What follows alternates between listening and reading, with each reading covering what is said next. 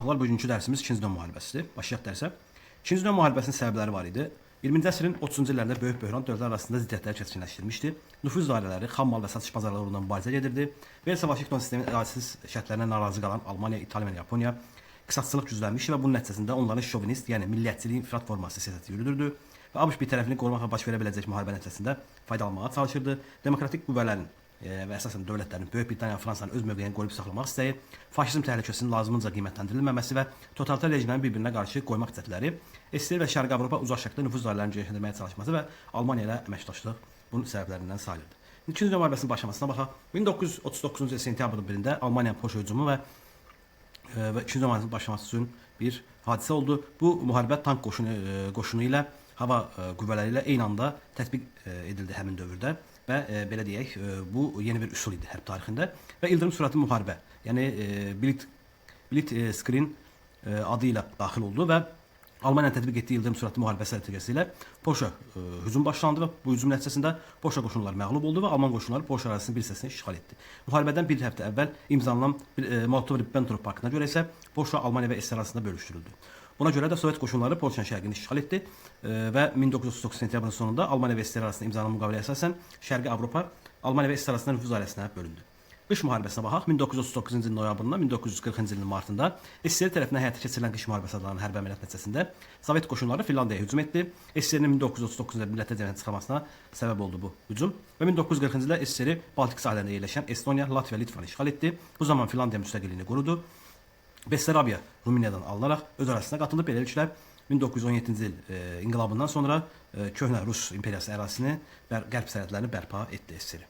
Qəribə müharibə dövrünə baxaq. Almaniyanın Polşa hücumu dərhal sonra İngiltərə və Fransa Almaniya müharibə eləsələr də 1939-cu ilin sentyabrından 1940-cı ilin martına kimi Almanlara qarşı fəal hərbi əməliyyatlar aparmadılar. Buna görə də Almaniyanın qərbdə hücumlar başlamasına qədər olan bu dövr qəribə müharibə dövrü adlanır. Bütün bunlar Almaniyanın işğalçılıq planını genişləməyinə şərait yaratdı. Və 1940-cı ilin yazında Almaniya bir tərəf Danimarka, Norveç, Hollandiya və Belçikanı işğal etdi.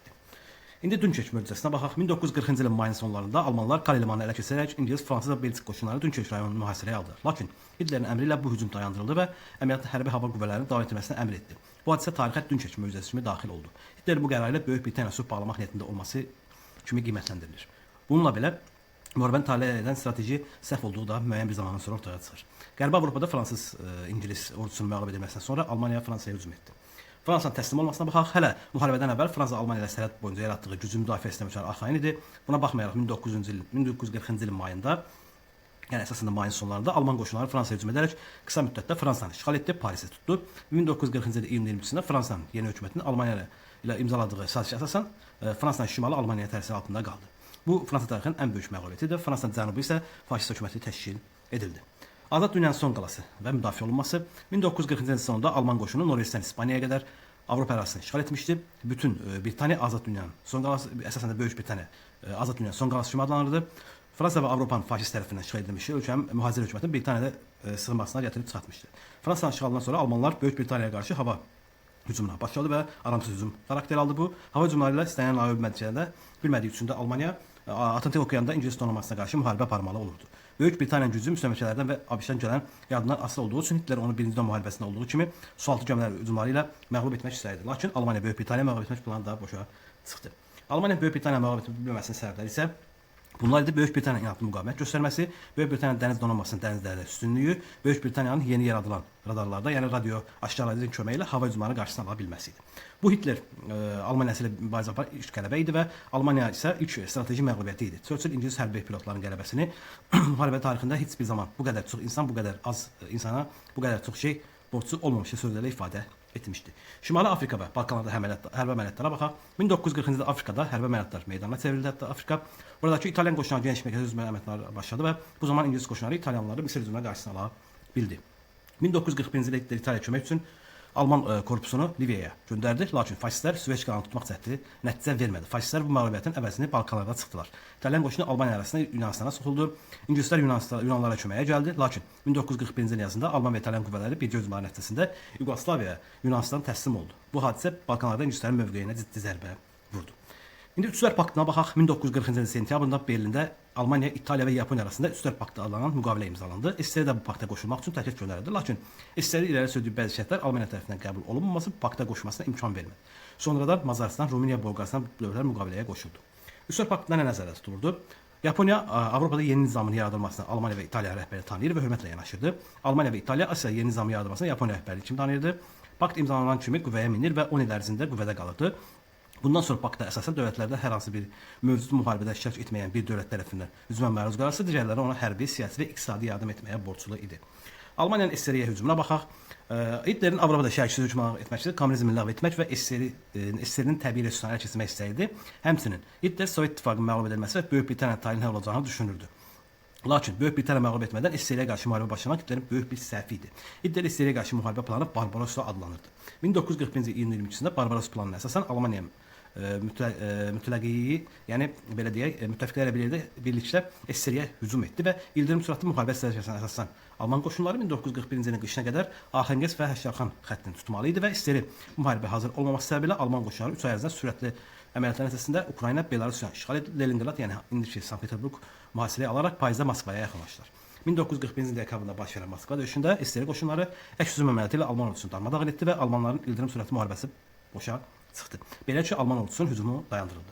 Qışın yaxınlaşması, ordunun təchizatının çətinləşməsi, Sovet xalqlarının gücün müqavimətinin köməyi ilə Şrif və Barbarossa planları boşa çıxmış sayılırdı və bu da onlar arasında belə deyək, oxşar cəhət sayılırdı.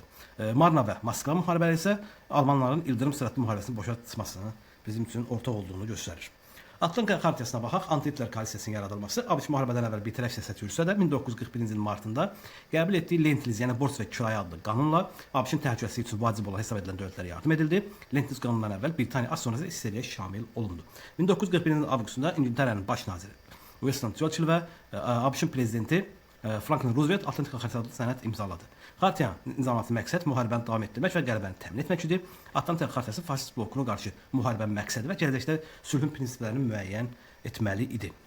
Prinsiplərinə baxaq, xartiyanın hər iki dövlətin başqa ərazilərə işğal etmək niyyətində olmaması, xalqların öz müqəddəratlarını təyin etmək hüququnun olması və tədarükçülərə tərk edilməsi, bütün dövlətlərin hərbi qüvvələrindən istifadə etmək imtina edilməsi əsas götürülürdü. Daha sonra Böyük Britaniya ABŞ müttəfiq kimi SSR arasında aşağıdakı səbəblər yalnız ən əvvəlki olan İran arasında vasitəsilə yardım edə bilərdi. Murmansk və Vladivostok limanlarının yardım üçün əlverişli olmaması buna səbəb idi. Bir tərəf olan Türkiyə müharibə edən tərəflərə qarşı boğazların bağlanması, Egey dənizi adalarının Almanların işğal altında olması idi. İran isə Böyük Britaniya, ABŞ və SSR öz arasında vasitəsilə yardım etməsini istəmirdi. Buna görə də 1941-ci ildə avqustunda Böyük Britaniya və SSR İrana qoşun yerləşdirib hakimiyyət dəyişiklik etdi və İranın şimalı Sovet, cənubu isə İngilis nüfuz dairəsinə bölündü. Uzaq Şərqdə Yaponiyanın işğallarına baxaq. Təbii resurs baxımından zəif olan Yaponiya 1930-cu ilin əvvəllərində Çin ərazilərini işğal etmiş və İndo-Okean şərqindəki adaları tutaraq neft resursları ələ keçirmişdi. Müharibə dövründə Yaponiya isə Çinin əhəmiyyətli hissəsini işğal etdi. Fransa müstəmləkəsi olan Vyetnam, Laos və Kamboçyanı ələ keçirib, orada möhkəmləndi. Müharibə dövründə Yaponiya keçirdiyi aşağıdakı siyasət nəticəsində Böyük Britaniya ABŞ-a rəqabətə səbəb olmuşdu. Yaponiya üçün dəniz yolları nəzarətini ələ almaq həyatın əhəmiyyətli daşıması idi və Yaponiya müharibə iqtisadiyyatı qurmaq üçün dənizlərdə hücuma olmağa çalışırdı. 1941-ci ilin aprelində Yaponiya və SSR arasında hücum etməmək haqqında müqavilə imzalandı. Bundan istifadədə Yaponiya fəallaşdı və uzaq şərqdə bir sıra əraziləri işğal etdi. 1941-ci ilin dekabrında Yaponiya ABŞ-ın Sakit Okeandakı donanması hava adalarındakı Pearl Harbor hərbi bazasına zərbə endirdi. Bu hadisə ABŞ-ın İkinci müharibəsinə qoşulmasına səbəb oldu. Buna cavab olaraq da ABŞ dərhal Yaponiya müharibə etdi və Almaniya da ABŞ-a müharibə etmiş oldu. Anti-Hitler koalisiyasının yaradılmasına baxaq. 1942-ci ilin yanvarında ABŞ, SSR, Böyük Britaniya başda olmaqla 26 dövlət Atlantika xəritəsinə qoşulması haqqında Birləşmiş Cəmiyyətinin faşist blokuna qarşı birgə mübarizə əməkdaşlıq edəcəyini bildilər. Beləliklə, müharibədən sonra qurulacaq BMT-nin, yəni Birləşmiş Millətlər Təşkilatının yaradılmasına ilk addım oldu və Anti-Hitler koalisiyası qurulmuş oldu. Anti-Hitler koalisiyasının yaranması və möhkəmləsi müharibənin gedişinə əsaslı dönüş yaradan bir səbəblərdən biri olmuşdu və əsaslı dönüşə baxaq indi.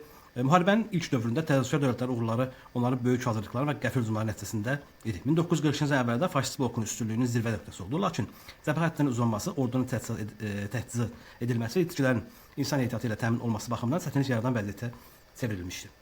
1942-ci yandan başlayaraq bütün cəbhələrdə faşist blokun hücumlarına qarşı alındı. Müttəfiqlər faşist blokuna qarşı əks hücuma keçdilər.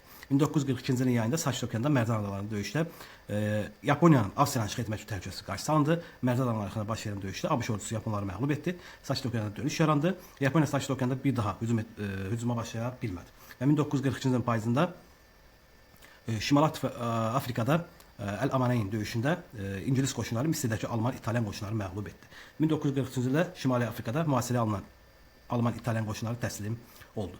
Jutland, Midway mərcan döyüşləri, dəniz döyüşləri idi. Pearl Harbor mərcan Midway döyüşləri ABŞ və Yaponiya arasında baş vermişdi. Mərcan Midway və Əl-Amaneyn döyüşləri 1943-cü Anti-Hitler koalisiyasının qalib gəldiyi döyüşlər idi. Müharibə gedişində ABŞ, İngiltərə və İsrail arasında diplomatik danışıqlar nəticəsində əvvəlcə Almaniya məğlub edilməsi, faşist blokun qeyri-şərtsiz təslim olması və məsələləri əsasən razılaşdırılmış məsələlər sayılırdı. Lakin fikir ayrılıqları olduğu kimi qalırdı. SSR rəhbəri Stalin Almaniyanın ikinci zəfərdə vuruşmanı məcbur etmək üçün 1942-ci əvvəllərdə Avropada ikinci zəfərin açılmasını istəyirdi. Amerika və İngiltərə isə hələ ikinci zəfərin açılması üçün şəraitin uyğun olmadığını irəli sürərək Almaniyaya qarşı yalnız hava hücumlarından istifadə edirlər. Müttəfiqlərin ikinci zəfərin açılması Almaniyanın SSR-yə qarşı hücum əməliyyatı genişlənməsinə səbəb oldu. Həmin ildə Qafqaz və Bakı neftinə əl keçməklə hücumlar başlayan Alman qoşunları Qafqaz istiqamətində irəliləyərək payızda Volqa çayına çatdı və burada strateji əhəmiyyətli Stalingradı mühasirəyə aldılar. Stalingrad şəhərinin işğal olunmasına Alman qoşunlarının Bakı neftinin yaxınlaşmasına səbəb olacaqdı. Stalingradda hər küçə və ev qurda amansız döyüşlər baş verdi və Sovet qoşunları əks hücumu nəticəsində mühasirəyə alınan Alman qoşunları böyük qruplaşması 1943-cü fevralda təslim oldu. Stalingrad döyüşü müharibənin gedişinə böyük təsir etdi və Sovet-Alman cəbhəsinə əsaslı dönüş baş verdi. Sovet qoşunları Almanları Bakıya yaxınlaşmaya imkan vermədi. Beləliklə 1942 və 43-cü illər bütün cəbhələrdə faşist blok hücumlarına qarşı salındı. Atlantik və Sakit Okean üstünlük əldə edildi. Avropa cəbhəsində isə əsas ağırlıq SSR qoşunu üzərinə düşdü. Və 1943-cü ilin yayında ən böyük tank döyüşü olan Kursk döyüşündə Sovet ordusu qalib gəldi. Sovet-Alman cəbhəsində əsaslı dönüş baş verdi və üstünlük müttəfiqlərin əlinə keçdi. Daha sonra həmin ildə SSR və ABŞ faşist bloku qarşı qəti hücuma keçərək Siciliyaya qoşun çıxarması nəticəsində İtalyanlar təslim oldu və Mussolini devrildi, onun faşist rejimi süqut etdi. İndi Tehran konfransına baxaq. Tehran konfransında əsasən nələr danışıldı 1943-cü ilin sonunda? SSR rəhbəri Stalin, ABŞ prezidenti Roosevelt və İngiltərənin baş naziri Churchill iştirak edir. Konferansda Avropada ikinci zəfərin Fransa ərazisinin açılması qərara alındı. 1944-cü ilin iyununda müttəfiqlər ABŞ, İngiltərə və General Charles de Gaulle'un başçılığı fransızlar Fransanın şimalından Normandiya sahillərinə çıxdılar və müttəfiqlərin Normandiyaya qoşun çıxarması ilə Avropada ikinci zəfər açıldı. 1944-cü ilin sonunda Fransa ərazisi tamamilə azad edildi. Sovet ordusu ilə Sovet-Alman cəbhəsi üstünlüyü qəti olaraq rəşidləşən həmin ildə bütün ölkə ərazisi işğaldan azad edilərək Şərqi Avropa ölkələrinə daxil olundu. Və 1945-ci ilin fevralında müttəfiqlər Alman ərazisinə daxil oldular. 1945-ci ilin aprelində Sovet və Alman qoşunları Elba sahilində birləşdilər. Bu zaman Sovet ordusuna qarşı vuruşmaq üçün Hitlerin yeniyetmələri və yaşlılardan təşkil edilmiş dəstələrindən başqa hərbi qüvvə qalmamışdı. İkinci zəfərin açılması Normandiya 1944 və 44-cü il 6 iyun tarixində baş vermişdir. İndi Krım, yəni Yalta konferansına baxaq. 1945-ci ilin fevralında böyük üçlü ABŞ, Böyük Britaniya və SSR Krımda, yəni Yaltada ikinci görüş keçirdilər. Krım konferansının baxaq. Nələr burada danışılıb? Müttəfiqlərin hücum əməliyyatını əlaqələndirmək qərarı alındı. Almaniyanın danışıqlara təslim olmasından sonra ona qarşı siyasət müəyyənləşdirilər və hansı prinsipə əsaslanacaq haqqında qərarlar qəbul edildi. SSR-in qəfsətləri tanındı. Almaniya məğlub edildikdən sonra SSR Yaponiya müharibəyə başlamalı idi. Stalin Yaponiya müharibə müqabilində uzaq şərqdə, yəni Cənubi Saxalin və Kuril adalarından Port Artur və Manzuriyada təmir olunan SSR verilməsi haqqında məxfi sənəd imzaladı. Azad edilmiş Avropa haqqında bəyannamə qəbul edildi və bəyannamədə xalqların arzularına uyğun olaraq demokratik təsisatlar qurmağa imkan yaradıldı. Gələcəkdə yaradılacaq Böyük Millətlər Təşkilatının, yəni Birləşmiş Millətlər Təşkilatının iş qaydaları müəyyənləşdirdi. Daha sonra BMT. İndi BMT-yə baxaq. BMT nə idi? Beynəlxalq sülhün və təhlükəsizliyin qorunub saxlanması, millətlər arasında dostluğun inkişafı, sosial tərəqqi yardım, insanlar həyatının və hüquqlarının müdafiəsi səviyyəsini yüksəlməsi məqsədilə yaradılmışdı. İndi Almaniyanın təslim olması Potsdam konferansına baxaq. 1945-ci ilin aprelində Sovet ordusu Berlin əməliyyatına başladı. Nəticədə Sovet ordusu Almanları məğlub edərək Berlini tutdu. Buna görə də Hitler intihar etdi. 1945-ci il 8 və 9 may keçən gecə Almaniya təslim oldu. Almaniyanın təslim olması Avrada müharibə başa çatdı və Almaniyanın təslim olmasına bir neçə ay sonra 1945-ci ildə Berlin yaxınlığında Potsdamda böyük üçlüyün 3-cü konfransı keçirildi. Konfransda SSR-in birinci katibi Stalin, Böyük Britaniyanın yeni baş naziri Ettilli və ABŞ-in yeni prezidenti Henry Truman iştirak edirdi. Potsdam konfransı haqqında baxaq, burada nələr danışıb. Konfrans dünyanın müharibədən sonraki taleyinə həsr edilmişdi. Konfrans məqsədi müttəfiqlərin Almaniya münasibətlərini müəyyən etmək idi. Konfransa qərara görə Berlin daxil olmaqla Almaniya ərazisi 4 işğal zonasına, SSR, ABŞ, Böyük Britaniya, Fransaya bölündü. Müharibə və əsas faşist hərbi siyasi canlını mühakimə etməsi üçün beynəlxalq tribunal, hərbi tribunal yaradıldı.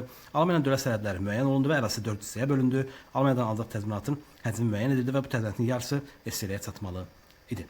Yaponiyanın təslim olmasına baxaq, müharibənin başa çatması 1945-ci avqustunda ABŞ Yaponiyanın Hiroşima və Nagasaki şəhərlərinə atom bombası ataraq bəşəriyyət tarixinin ən böyük cinayətlərindən birini törətdi. ABŞ-ın Yaponiyaya atom atmaqda məqsədi bunlar idi. İkinci Dünya müharibəsinin öz gücünü nümayiş etdirmək və Yaponiya təslim olmağa məcbur etmək idi. ABŞ-ın Yaponiya atom bombasına belə əsaslandırır. Sakit bölgələrə az edilməsi məsafəsinin uzunluğu, tropik iqlim şərait çətinlikləri, Yaponiya inadlı müqaviməti və çox itki verməmək istəməsi idi. Əslində ABŞ-ın atom bombası atması hərbi zərərət irəli gəlmirdi. SSR-6 konvensiyasına düşdü ötəyə olaraq 1945-ci ilin avqustun 8-də Yaponiya müharibə elan etdi və sentyabr 2-də Yaponiya təslim oldu. Yaponiya təslim olması İkinci Dünya müharibəsi başa çatdı. İndi Nagasaki şəhərinə 6 avqust 1945-ci ildə atom atılmışdı və Hiroşima şəhərinə, Nagasaki şəhərinə isə 9 avqust 1945-ci ildə atom bombası atılmışdı. İkinci Dünya müharibəsinə Türkiyə uzun müddət bir tərəf qaldı, lakin yaranması nəzərdə tutulan BMT üzv qəbul etmək üçün 1945-ci il fevralında Almaniya və Yaponiya müharibə elan etmişdi. İkinci Dünya müharibəsinin nəticələrinə baxsaq isə Qərbi Avropanın dünya siyasətində rolu zəiflədi, SSR ABŞ əsas gücləri çevirdi, lakin ABŞ hərbi və iqtisadi cəhətdən daha üstün idi. Asiya-Avropa müdaxiləçiliyi əleyhinə hərəkətlər gücləndi. Sovet qoşunlarının tərəfindən işğal olunmuş Şərqi Avropa ölkələrində sosialist rejimlər quruldu. Avropa iki düşərgəyə, kapitalist qərbinə və sosialist şərqinə bölündü. İdeoloji müharibələr onlar arasında mühasibətlər kəskinləşməsinə səbəb olurdu. İkinci Dünya müharibəsinin əsas nəticələrindən biri də Birləşmiş Millətlər Təşkilatının yaradılması oldu və müharibədə qalib olan dövlətlər Fransa, Çin, Böyük Britaniya, İsrail və ABŞ Birləşmiş Millətlər Təşkilatı Şurasının daimi üzvlərinə çevrildi. Müharibə dəhşətləri dünya sülhünün qorunmasına vacibini təsdiq edirdi. İndi birinci və ikinci Dünya müharibəsinə oxşarlıqlarına baxaq. Dünyanın nüfuz dairəsində bölmək yolundan mübarizə gedirdi. Almaniya ildırım silahlı müharibəsində istifadə edilmiş və Şərq, Qərb və Qafqaz cəbhələri mövcud olmuşdu. Almaniya Belçika qoşunlarını məğlub etmişdi. ABŞ-dan sonra ABŞ sonradan daxil olmuş və Almaniyaya qarşı vuruşmuşdu. Tanklar və sualtı qaydalardan istifadə olunmuşdu və Almaniya və onun müttəfiqləri məğlub olmuşdu. İndi fərqli cəhətlərinə baxsaq, birinci Avstriyanın, ikincisi isə Almaniyanın hücumu ilə başlamışdı. İkinci daha geniş miqyasda fürsət almış və ilk dəfə atom bombası atılmışdı. Birincidə Yaponiya Almaniyaya qarşı vuruşduğu halda ikincidə onun müttəfiqi olmuşdu. Birincidə Almaniya Parisi tuta bilməsə də ikincidə tutmuşdu. Birincidə Çar Rusiyası, ikincidə SSR Almaniyaya qarşı düşmən mövqeyə çıxış etmişdi. Almaniya məğlub olmuş və ildırım sürətli müharibəsi puça çıxmışdı. Yaponlar ABŞ hərbi bazalarına zərbələr endirmişdi. Bu ikincinin birincidən, yəni ikinci Dünya müharibəsinin birinci müharibəsindən fərqi idi. İkinci müharibəsindəki hərbi əməliyyatlara diqqət etsək isə Moskva döyüşündən söhbət açaq. Burada Almanlar məğlub olmuşdu. İldırım sürətli müharibəsi başa çıxmışdı. Pearl Harbor Yaponiya ABŞ-ın hərbi bazalarına zərbələr endirmişdi. Midway döyüşündə Yaponlar məğlub olmuş və Sakit Okeana dönüş baş vermişdi. Əl-Əməneyn döyüşündə isə ingilislər Misirdə İtalyan Alman qoşunları məğlub etmişdi. Stalingrad döyüşündə Sovet qoşunları Almanları məğlub etmiş və müharibəyə tam əsaslı dönüş başlamışdı. Kursk döyüşündə Almanlar məğlub olmuş və Sovet Alman cəbhəsində əsaslı dönüş başa çatmışdı. Berlin döyüşündə Sovet qoşunları Berlin şəhərini tutmuşdu. Burada göstərdiyimiz xəritələrə diqqət etsəz, xəritələrdə müharibə dövründə baş verən müharibələrdən söhbət açılır, ərazilər burada göstərilir. Məsələn, sonuncu bu xəritəyə baxsaq, burada Almaniyanın hücum etdiyi ərazilərdir, SSR-nin hücum etdiyi ərazilərdir və İkinci Dünya müharibəsindən sonrakı vəziyyətdir. Məsələn, burada Alman ərazisinin 4 işğal zonasına bölünməsidir. Məsələn, yaşılan olan hissə Böyük Britaniyaya verilmişdi.